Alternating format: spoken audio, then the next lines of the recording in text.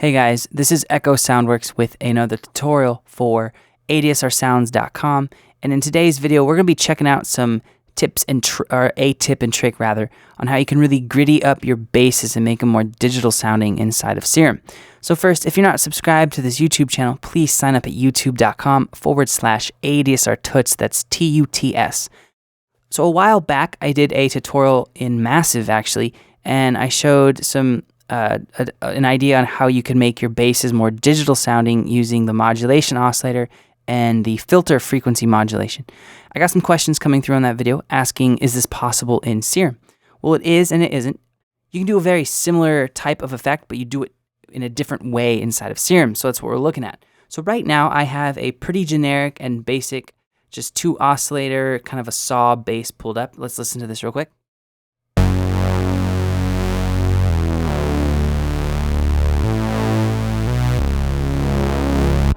So to my ear, it's kind of falling into the realm of maybe hip-hop or pop, but definitely not EDM genres like Dubstep, Complextro, or Electro. Well, let's look at how we can make this kind of have that sound without having to change wavetables and go to the effects and do some crazy distortion.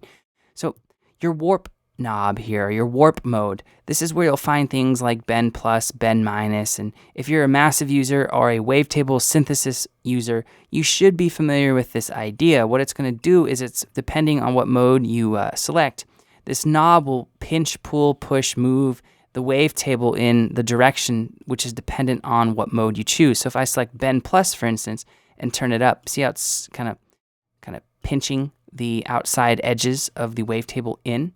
So now if I just have this, and I'll keep it on bend plus for this demo, right? It's not going to do a whole lot because this wavetable isn't an intricate wavetable. It's just a saw wave. It's a one cycle saw wave. There's nothing for it to really blend with.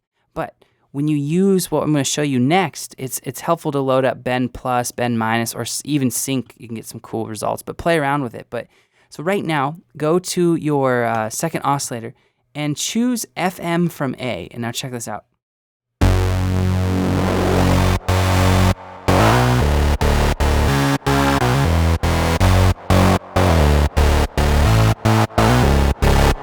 All right, and so just like that, it turns into a really gritty digital sound. And these are just saw waves. So you can imagine how potent this can be if you're using a more intricate or in-depth wavetable that's kind of already digital sounding. This becomes just absolutely huge. So what this is doing is in oscillator A, it'll give you FM from B, and in oscillator 2, it'll give you FM from A.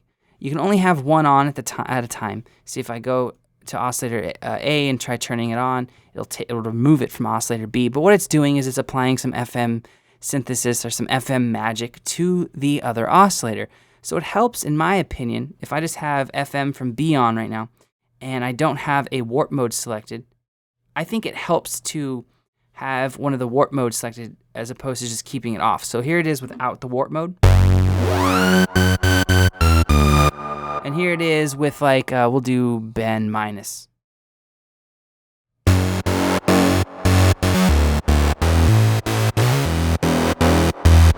And it just got huge. So I can show you really quickly this idea of if I load up a different shape here, we'll keep it on, we'll do a half, and now I can do envelope, so it just re-triggers, but I can put this on like my cutoff, and we can do things like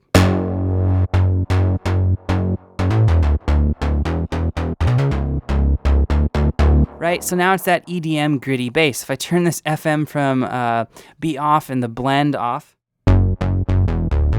again, now it's like back to that kind of analog sounding saw. So use this, try it out.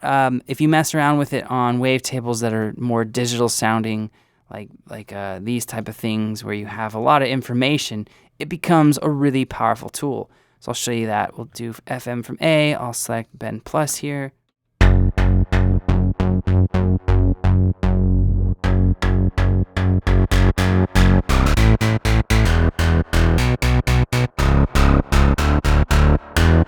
Right, so you can get some really cool effects. So check that out. It's the FM from A or the FM from B in either oscillator A or B. You have to have both oscillators active, and I like using it in conjunction with another warp mode as opposed to just keeping it on off.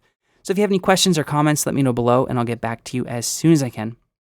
And if you have not checked out ADSRsounds.com, head on over there. Tons of cool things, synth and production related. As always, thank you so much for watching. I will see you next time.